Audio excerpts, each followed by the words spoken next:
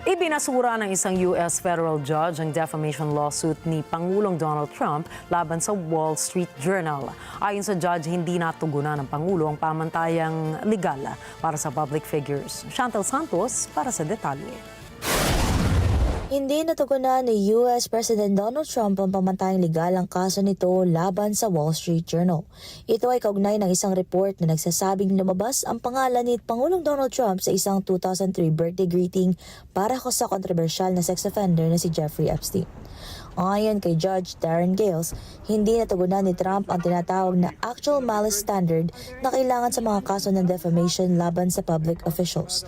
Sa ilalim ng batas ng US, kailangan patunayan ng mga public figure na hindi lang kasinungalingan ng report ukol sa kanila, kundi na ilathalang alam na kasinungalingan ito o walang ingat na pagbabaliwala sa katotohanan. Sa kanyang desisyon, sinabi ni Judge na malayo sa pamantayan ng reklamo. Ipinunto niya na sinubukan ng journal na kumuha ng komento kay Trump bago ang paglalathala at isinama sa artikulo ang pagtangi nito. Tinawag ni Trump na peke ang nasabing birthday greeting. 10 bilyong dolyar ang danyos na hinihingi ng Pangulo. Samantala ay pinagtanggol ng Dow Jones ang pagre-report ng Wall Street Journal na subsidiary nito.